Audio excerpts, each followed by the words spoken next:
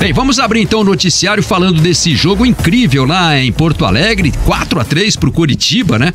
Um jogo cheio de alterações, Coritiba saiu na frente, reação do Inter, enfim, jogador expulso logo no comecinho, né?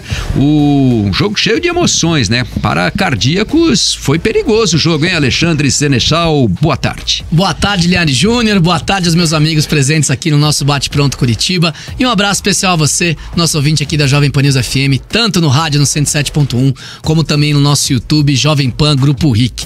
No YouTube, a gente acompanha as imagens, né, dessa partida entre Internacional e Coritiba. O time de verde é o Inter jogou com uma camisa ali que não deu sorte. De sustentabilidade, né? Uma questão ali toda ambiental, né? Uma homenagem do Internacional, e aí a camisa do Inter era verde, né? Preta com detalhes em verde, e o Coritiba com a tradicional camisa branca com a faixa listrada no peito, né? E aí o jogo começou com uma pressão do Inter, o Internacional começou melhor, né? Tentando abafar o Coritiba, e na primeira escapada do Coxa, um contra-ataque, um lançamento pro Garcês, ele toma a frente do Vitão e ele acaba sofrendo uma falta na entrada da área, uma falta dura, um carrinho do zagueiro do Inter.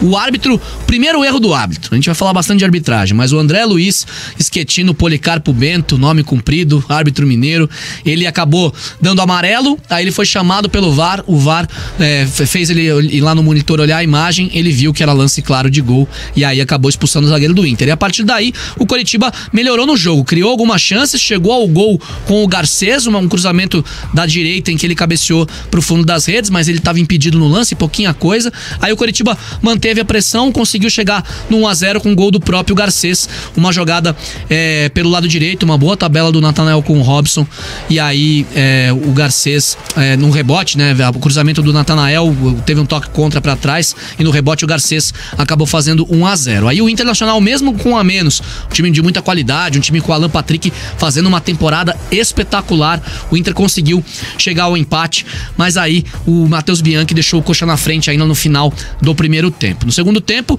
mais pênaltis, né? O Inter já tinha feito o primeiro gol com um pênalti, a gente teve um pênalti no primeiro tempo e teve mais 3 pênaltis no segundo tempo, foram 4 no total, o jogo com mais pênaltis do Campeonato Brasileiro até aqui, Linha. Só Fortaleza e LDU teve mais pênaltis lá na decisão por pênaltis, né? É verdade.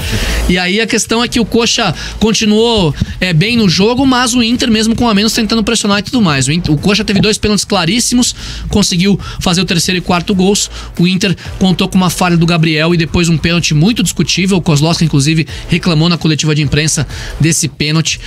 O Inter conseguiu descontar. A gente teve 14 minutos de acréscimo no segundo tempo. O Inter descontou já nos acréscimos e ainda teve uma chance no final de empatar o jogo. Seria um desastre completo pro Coxa, o jogo inteiro com um a mais, perder esses 2 pontos lá no Beira-Rio. A grande questão é que o Coritiba agora sobe a 23 pontos. O Santos arrancou o empate do Corinthians no finalzinho com um pênalti também muito polêmico, né? Uma rodada pênalti, claro, de muitas polêmicas. O cara deu um totozinho no pé na passada polêmico. Do Soteldo. Não tem nem discussão. O cara tá com a base do pé plantado e o Soteldo tá correndo. É pênalti? Ele derrubou o cara. Eu tenho muitas dúvidas.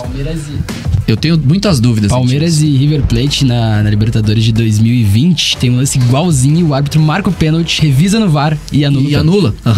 E aí sim pênalti. No basquete, se o cara tá parado e você dá encontrão nele, você que fez a falta. O Bruno Mendes coloca o pé plantado, esporte, tudo bem, mas eu tô te falando a questão de falta. Tá querendo misturar aliens com bugados. Ele tá parado, e aí o cara passa por ele, esbarra no pé dele e cai. O cara pôs o pé, abriu o compasso, pôs o pé, mas isso é outra. Mas enfim, a gente vai falar depois, a gente vai falar disso depois, mas a questão é que o Coritiba... Esse é o problema deles. Reclama da arbitragem, o Internacional reclama mais ainda, mas o Coxa acabou com a vitória, os 4-3, e aí a tabela, com o empate do Santos, o Coritiba tava diminuindo a distância pra 10 pontos, agora são 11, né? O Santos conseguiu um empate, o Santos é o primeiro 13, time, né, no começo da rodada. Eram 13. Já se tirar 2 por rodada, escapa. Se você olhar, por exemplo, o confronto direto lá de Vasco e Goiás, também ajudou o Coritiba, né? Porque são os times que estão na frente aí, né? A gente tem até a tabela já do brasileiro, bom pra gente mostrar ali a colocação do Coritiba. Quem tá no YouTube com a gente tá vendo. O Coxa é o 19º com 23 pontos, são 11 do Santos, que é o 16º, tem 34. E aí o Coritiba tem uma sequência agora... Se o Corinthians segura, hein, a vitória... Pois aí cairia pra 10, né? Mas você vê, o Coritiba diminuiu a distância distância ali pro Vasco e pro Goiás, né? Então, o primeiro objetivo é passar o Vasco, e se passar o Vasco, passa o Goiás também, porque eles estão empatados com 31 pontos, né? E chegar ali nos... Curitiba tem que pensar em chegar em 35 pontos nesse momento, e Santos e Bahia não fazer ponto, né? Só que agora, Linha, faltam 8 jogos para acabar o campeonato, e o Curitiba tem uma sequência de 4 jogos que é muito propícia para que faça pontos.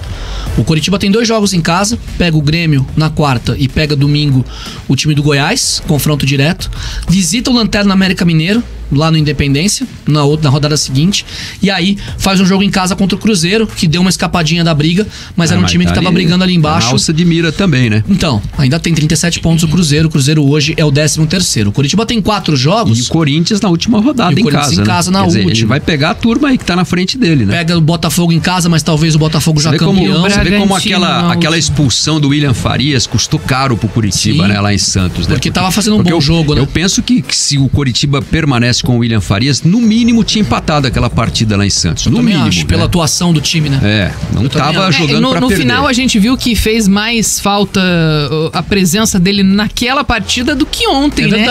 É verdade. Porque ontem o Curitiba teve que fazer 2 alterações que, claro, não eram a intenção do treinador, forçadas ali, do William, que não estava. Colocou Bruno Gomes e daí colocou lá na frente o Garcês, né? Que nem tinha jogado de titular ainda. E o Curitiba foi bem, né? Conseguiu, dentro das suas limitações técnicas, claro, controlar o jogo. E foi super... acho que teve aquele sentimento de superação mais uma vez. O duro é que toda vez que o Curitiba vence, né? Que foram poucas vezes no ano. Só 6, mas daí a gente vem com essa sensação de que o Curitiba pode jogar melhor, pode produzir mais, e vem aquela esperança novamente, né? E então, portanto que o Curitiba oscilou assim no Campeonato Brasileiro, foi regular para menos, né? Porque daí ele foi regular no sentido de perder demais, de perder pontos que não poderia ter perdido, né? Contra Vasco, Santos, Cuiabá, Bahia. E aí vence jogos surpreendentes, né? Como esse, como o Galo, foi o Goiás, né? Goiás fora de casa. Primeira vitória no Brasileiro. Pois então, são situações assim que é difícil da gente explicar, mas são coisas do futebol, né? E ontem o Curitiba, acho que até por todas essas dificuldades, né, de não ter um banco de reservas que possa realmente suprir a ausência de jogadores importantes, como o William e o Slimani, o Curitiba venceu na base da vontade, da raça. Claro que teve a questão também da expulsão no comecinho do jogo, que favoreceu também o jogo do Curitiba, né? Fazer o time ser mais agressivo, principalmente no primeiro tempo. Mas foi um jogo que deu aquela animada no torcedor, né? A impressão que deu é que o Curitiba não perderia pro Santos se tivesse 11 contra 11 e não ganharia do Inter se tivesse 11 contra 11. Acho que a impressão que deu no geral. Exato, a vantagem de um jogador sempre significa aí, desde foi 14 minutos foi a expulsão do Vitor. 9 minutos. 9 minutos, foi super cedo. Foi a primeira escapada do Coxa, porque ainda teve revisão no VAR, e né? Demorou o Edu Coxa tá lembrando aqui, né? O jogo contra o Cruzeiro vai ser na Vila Capanema, não vai ser no não tá ainda confirmado pela CBF. Vou até abrir de novo pra ver se eles... o Coxa não tem estádio pra jogar. Não tem por causa do show do Red Hot. A gente já sabe que vai ser lá, já deu informação aqui no Bate Pronto. Eu não lembro se a CBF já homologou esse jogo lá. Eu acho que não homologou. Não, já homologou. Dorival Brito, tá aqui no site da CBF. Assim, a questão do Curitiba é o seguinte, né? Aquilo que a gente vem falando há algum tempo aí, né? O Curitiba tem que jogar sem se preocupar agora com a matemática do campeonato. E o Kozlowski fala isso no coletivo. Ganhou o jogo, somou 3 pontos. Contou com os tropeços ali, a combinação dos resultados foi razoável pro Curitiba, né? Se o Santos tivesse perdido, seria ideal, ainda, né? Mas o Santos empatou, também não ganhou 3 pontos, né? Pior se o Santos tivesse, que é o primeiro time fora, ganho, então a diferença seria 34, seria 34 pro Bahia, né? Que o Bahia também perdeu o jogo pro Palmeiras, né? Sim. Acho que o campeonato do Curitiba vai ali até o Bahia, mais ou menos, né? Para tentar escapar nessas últimas rodadas. É muito difícil, né? Não adianta vender a ilusão pro torcedor que agora vai, né? Eu ia falar isso agora. Mas é aquela coisa, você tem 2 jogos em casa, um jogo eu reputo como dificílimo, que é contra o Grêmio, né? Porque Sim. o Grêmio tá brigando na Libertadores. Você vê, o Grêmio se reabilitou aí depois de uma sequência ruim também, né? E o Grêmio é um adversário que costuma vir aqui a Curitiba e tirar pontos, né? Ganhar os jogos e tal. Então, o histórico de confrontos é desfavorável, assim, na questão de enfrentar o Grêmio. E aí 2 pontos, né, Linho? Pode terminar. E o Goiás é um adversário direto, que quando o Curitiba enfrentou lá atrás era uma situação. Hoje o Goiás tá vivendo um outro momento no campeonato, né? É um time que já teve na situação parecida com a do Curitiba, conseguiu se recuperar e tá na briga ainda, né? O Goiás, o Bahia, o Santos, o Vasco, acho que esses 4 aí é que estão disputando as outras 2 vagas, né? Caso se confirme aí os rebaixamentos de Curitiba e América. O América, pra mim, acho que já foi, né? De vez, né? O Curitiba tá muito perto do rebaixamento, mas ganhou ali né?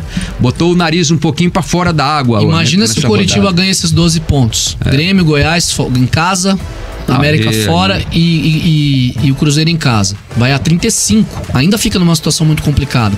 É tão complicada que o Coritiba, pela matemática, pelos 42 pontos, porque parece que a média vai ser um pouco mais baixa esse ano, pra fazer os 42 pontos, o Coritiba tá com 23. Então ainda faltam 19. O Coritiba tem que ganhar 6 e empatar 1 nos últimos 8 jogos. É um aproveitamento quase... que o Botafogo fez no primeiro turno, por exemplo. É muito alto. É muito alto, 18 pontos de até 24. Mais do que o Botafogo fez, né? O Botafogo fez mais, porque o Botafogo... 6 vitórias e um empate, 19, dá 19 pontos. Você tem que fazer aquela campanha das 8 derrotas consecutivas ao contrário. Ao contrário, as 8 vitórias consecutivas. Se você conseguiu perder 8 jogos seguidos, tem que tentar ganhar 8 jogos seguidos. Pela projeção... É um pouco mais difícil do que perder, né? Foi o que você falou de não vai nem ilusão. Pela projeção dos 8 jogos que faltam, o Coritiba precisa ganhar 6 e empatar 1. Coritiba pega RB Bragantino fora, Coritiba pega Botafogo, ainda o líder, em casa, o Coritiba pega o Fluminense fora e o Coritiba fecha contra o Corinthians no Couto Pereira.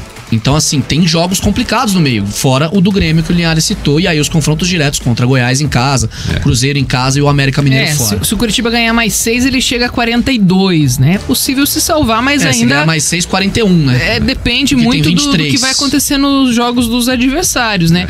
E os critérios de desempate também não favorecem o Curitiba, né? Porque ele tem 6 derrotas, só tem... 6 vitórias, aliás, só tem mais vitórias do que o próprio América. E o saldo de gols é o pior, né? Menos 30, porque sofreu muito gol. Mas então... se ganhar 6 jogos, ele vai a 12 vitórias, né? Daí fica com um número significativo de vitórias. Com 12 vitórias aí dá pra... Mas aí vai pegar. Mas assim, eu acho que... É que todos os adversários difícil, que o Curitiba vai encarar estão brigando por algo no campeonato, né? O Grêmio, claro, se recuperou, mas é um time que ainda sofre uma certa pressão. Pro Grêmio ficar de fora ali das primeiras colocações, talvez se fosse lá no início do Campeonato Brasileiro, ok, o Grêmio terminar ali em 8º, ok, mas hoje não, né, o torcedor não vai admitir pelo que o Grêmio mostrou nesta temporada, então o Grêmio tem que terminar com uma campanha consistente, então ele vai ter uma certa pressão também ali e vai trazer trabalho. Depois vem Goiás e América, que digamos que eu acho que são os confrontos mais acessíveis ainda de times que estão mais na parte de baixo. Cruzeiro, que quem sabe belisca uma Sul-Americana, né? O Fluminense, Libertadores. E aí, Bragantino e Botafogo sem comentários, né? Pois é. Mas, né, o Coritiba faz dessas, né? Pois é. Vocês concordam com o Marcos Vinícius Gusso aqui no chat? Resumindo, é mais fácil burro voar? Eu penso, assim, a situação do Coritiba na minha opinião, é irreversível, né? Assim, não vejo perspectiva pro Coritiba escapar, né? O Coritiba nem o América. Tem que ganhar as 4 seguidas, senão não escapa. Esse que é o ponto. Não tem mais solução. Assim, na verdade, sabe quais pontos estão fazendo muita falta nesse momento aqui? Os pontos do Vasco e do São Paulo, que era o zago técnico ainda. Que o Coritiba tá ganhando o jogo até quase 40 minutos do segundo tempo e tomou 2 empates. Mas o próprio Kozlowski pegou o Bahia e o Cuiabá em casa. Seriam hoje 27 pontos, né? Estaria um pouquinho mais pra cima, né? Então, assim, aqueles 12 jogos sem vitória lá no começo do campeonato, ali foi ruim demais. O Curitiba fez acho que 4 ou 5 pontos, né, em 12 jogos, né? Teve a sequência, claro, mas o Kozlowski, ele conseguiu pelo menos ganhar os outros jogos aí, né? O Curitiba tem 6 vitórias, é isso? Tem 6 vitórias. Então as 6 vitórias foram com o Thiago. Você vê, se o Zago em 12 jogos tivesse tido um aproveitamento de pelo menos umas últimas 3 vitórias, né? Seriam mais 9 pontos, né? Que o Coritiba poderia... Ou não 9, é tão difícil de escapar, né? Mas é que foi assim, ruim. Foram 4 pontos inteiro, com o Zago. Eu tava até batendo aqui. Pontos, Empatou com São Paulo, Vasco da Gama, Cuiabá fora e o Santos em casa. Então, assim, você vê, um desempenho pífio lá no começo, né? E o começo é que determina o que é que você vai fazer no campeonato, 36. né? É o Guardiola que fala, né? Nas primeiras 8 rodadas você decide o que você vai fazer no campeonato, né? E o Coritiba, nas primeiras 12 rodadas, decidiu o que ele ia fazer no campeonato, que ele ia querer ser rebaixado pelo desempenho muito fraco, né? Nos últimos 14 jogos foram 11 derrotas. É muita coisa, né? Porque até empate teve as 8 seguidas, né? Então... Assim, ninguém passa impune com um desempenho desse, né? Essa que é a verdade. Não adianta você ter um desempenho desse e achar que Jesus Cristo vai salvar você no final do campeonato. Curitiba teve 2 sequências, né? 12 Jocens ganhar e depois 8 derrotas seguidas. Eu acho assim, tem gente aqui falando, o Curitiba tem que tentar terminar o campeonato da forma mais digna possível. Isso também é verdade. Se escapar ou se vai ser rebaixado, mas tem que ser um time mostrando isso que mostrou ontem em Porto Alegre, o que mostrou lá. Eu comentei até na transmissão, muita gente criticou a minha análise lá em relação ao jogo do Santos. Eu falei, olha, foi determinante a perda do William Farias no primeiro tempo, né?